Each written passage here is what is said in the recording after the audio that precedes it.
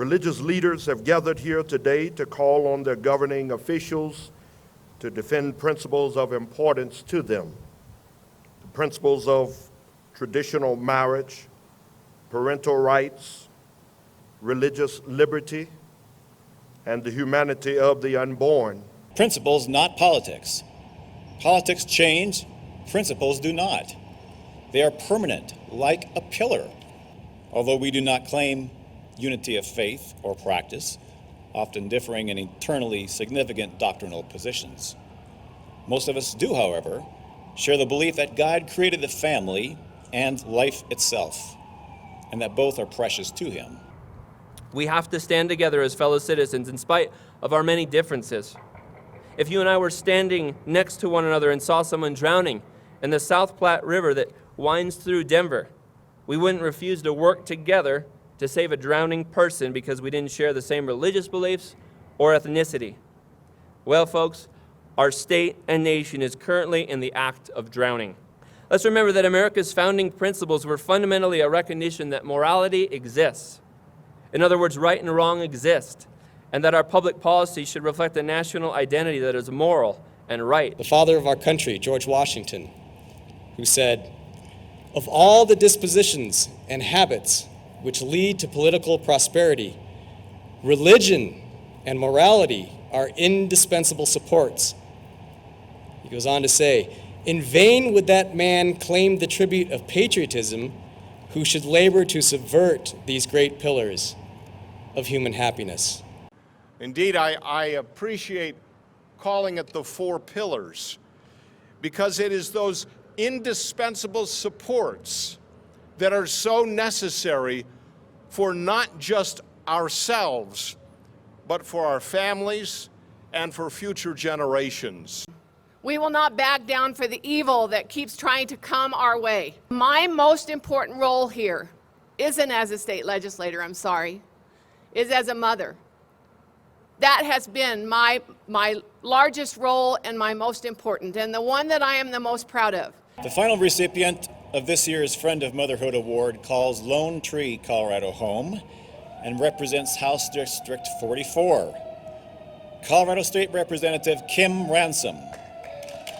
Congratulations.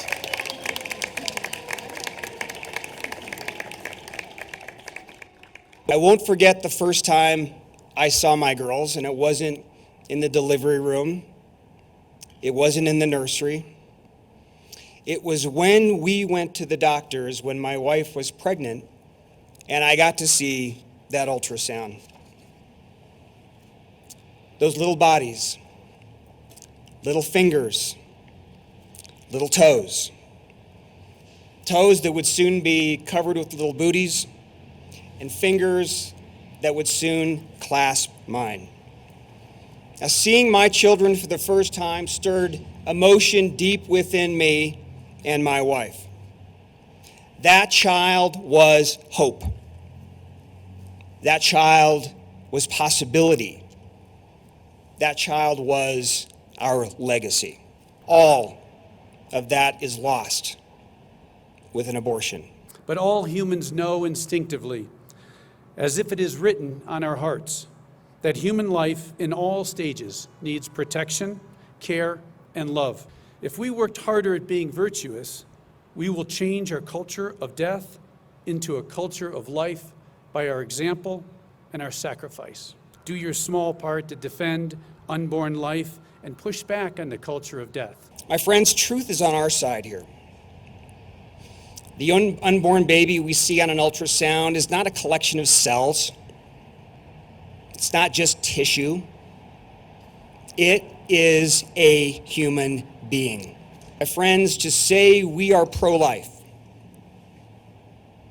means that we value all life, including and especially the life of the mother.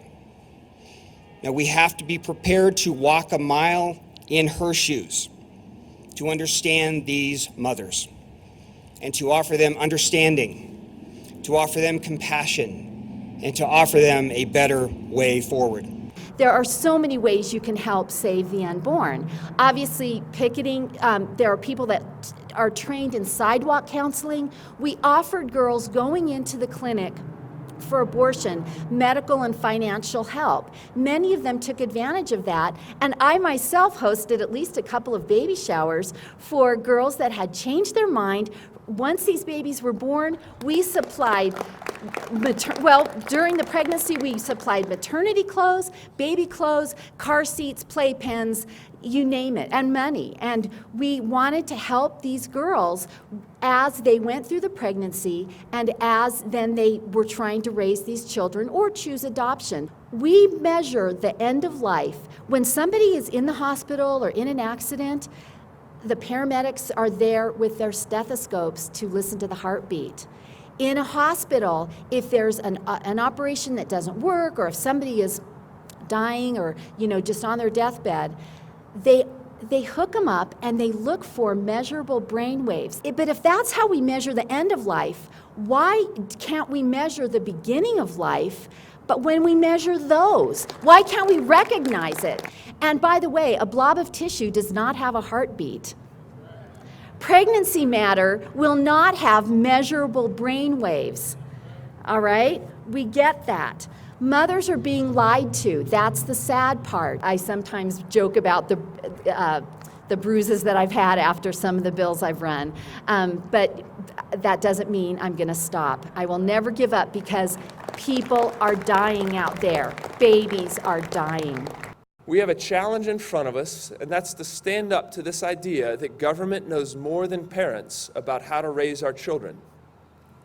And it's not going to be solved from government. And I tell you that as someone who is in government, and I tell you, and I know every single one of my fellow colleagues up here, representatives and senators alike, will recognize that we in government can't solve this problem. The family is the foundational building block for any healthy society. That the family, rightly understood as a husband and a wife with their children, often multiple generations to be had in there, is the building block for how we raise up our children in the way that they should go. When we begin to deny the existence of the transcendent, when we begin to deny that our rights are God-given, when we begin to deny that God is our foundation and the author and source of all of these rights, all other truth is lost with it. California right now is facing a bill that would mandate kindergarten for every single child. This bill is on the governor's desk, and parents there are working hard to get a veto on this. In their own words, from the parents of California, mandatory kindergarten is a bad idea because it eliminates another parental right in California. It's also a vast expansion of government control over families. Children belong to their parents and not the state. Parental rights abuses extend into every arena of education, healthcare choices, faith-based decisions, and so much more. And a bill in New York State would require that all parents attend state-provided parenting classes before their child can graduate the 6th grade. In the last decade, there have been at least 22 attempts to expand public preschool education, at least 31 attempts to make kindergarten mandatory, and nearly 150 efforts in 43 states to otherwise expand the compulsory attendance age range for public schools, which would also include most private and home schools. None of these measures have been shown to improve educational outcomes. They only serve to give more control to the state. Indeed, there's a place for the Supreme Court for the state of Colorado and for the United States. But it's not to redefine the principles that God established initially. Not of marriage, not of the family, not of the authority of parents to direct the upbringing of their children.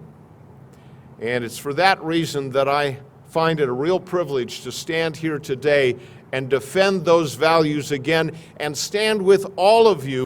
Friends, if marriage really is the union of a man and a woman and predates government itself, then same-gender marriage is a lie. It is not hate to speak this truth. Our religious leaders can love people and still believe they are wrong about same-gender marriage. No one can rightly characterize these leaders as haters, leaders who've demonstrated love to those with whom they disagree, love that's partly expressed by standing faithfully on the teachings of their religion. Ryan T. Anderson has rightly said, government doesn't create marriage, government recognizes marriage. Government rightly recognizes marriage and must be in the marriage business because government has a legitimate and enduring interest in the well-being of children. For those of us thinking to ourselves that the fallout from the lie about marriage hasn't quite hit our communities yet, so there's no emergency, remember that the weeds in your neighbor's yard without some type of action will soon be the weeds in your yard. Friends, if we care about the society that our children will grow up in, then we should care that a lie is being spread in our culture about what marriage actually is. And at the end of the day, you have to ask yourself if you're okay with that. Even if we're under attack, say who you are. Let people know what you believe. If you believe in traditional marriage, say it. There's a point where you have to say, that's who I am. But it is okay to say, a masculine male, a feminine and nurturing female brought together is the best choice for a family. And it is what we all strive for. Some might ask, why should we insist that our government writes its misguided course on marriage? Why not accept what seems to be an irreversible national course? Why not throw in the proverbial towel? I say the answer is simple. It is immoral for the government to tell children that either their mom or dad doesn't matter, that they're dispensable and replaceable and interchangeable. And this is what same-gender marriage implies in all cases and actualizes in many cases. My mom was a single mom before it was cool. You know, everyone will tell you that it's much better to have both a mother and a father in a home because it makes the family more stable, more secure, and stronger. Kids without a father get into trouble and end up in jail more than the ones where the father is present. Our communities and our society must be ever vigilant because there are some who want to take our religious freedom and our liberty away from us and tell us that we're not even allowed to support and express our beliefs in traditional marriage. Look what happened with the Chick-fil-A founder.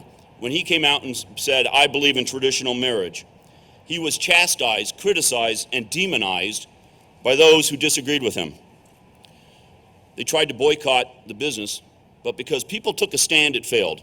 To speak up and stand for religious liberty, whether it's in sermons from the pulpit, in the public square, in our legislature, county, city, town councils, and even civic clubs and organizations. And why did our founders mention it first?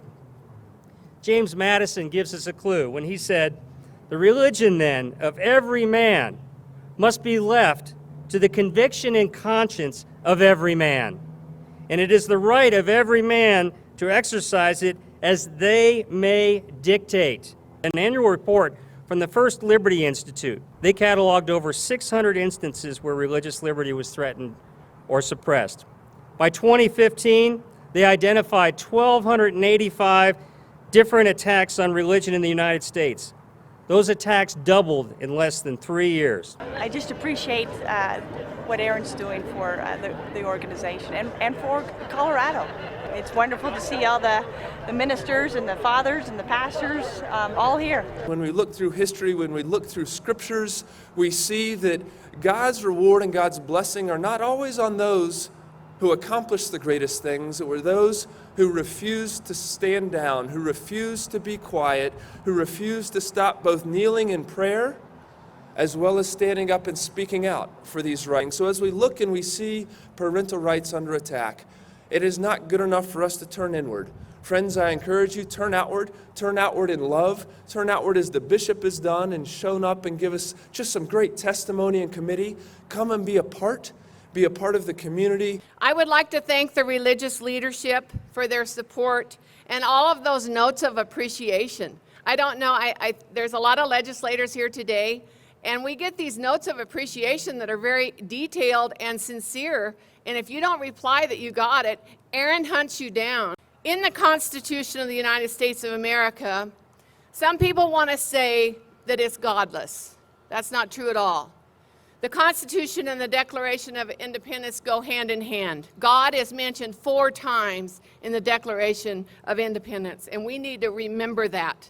But the fact that folks took the time and gathered like this in such a tremendous gathering and what an important group of our society, but the clergy that are really some of the best leaders, greatest leaders of our community would take time to come here. It means a lot. I'm so blessed by Aaron and his lovely family about saying, what can I do? How can I get in and get involved by starting the Pillar Project a few years ago? What a blessing that is. We mean business. We mean business in religious liberty, and we mean business in what we stand for. I believe very strongly in this project, and I think it's something that's very worthwhile and should be supported by a vast number of Coloradans. Thank you. I really appreciate what Aaron's doing with the Pillar Project and all the folks that come out and support us down in the legislature.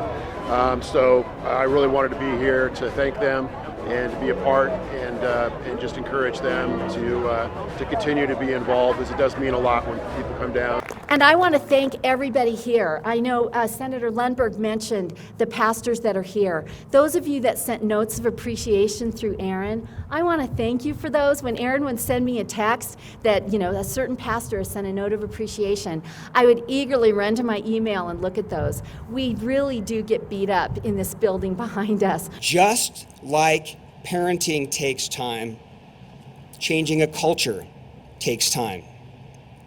We do it one heart and soul at a time. But there are no quick fixes, and it will not happen without our diligent engagement. Can we as Americans, especially those who claim to have God on their side, give up on what we know is true and right just because there is a devoted, talented, and well-funded opposition? We must never be afraid to be in the perceived minority. As the ancient psalmist David said, I will not be afraid of many thousands of people who have set themselves against me all around. The fight is young, the struggle is real, and victory is possible. Indeed, I thank you for allowing me to speak for a few moments on this remarkable day. And may it be remarkable not that we just took a moment out of our lives, but that we recommitted ourselves to these values. May it be a remarkable beginning. It was an honor to be here today and support the 4 pillars. This is a great project, and I just pray for the pastors that are getting involved, and for the family to survive. We must stand firm, and that's what this does today. What goes on at this building is so important. As the seat of government, we make policy that affects millions of Coloradans. And when folks take the time to come to this place and make their views known, as Aaron and the Pillar Project has done here today, it means something. Given this what's going on and that what's going on, given the times that we are in, how shall we then live? You're in a unique position to help your flocks, your community, answer that question, and I would encourage you to embrace that. It talks about everything that builds us as humanity, those 4 pillars, and if we can't come together on this, then what can we come together on?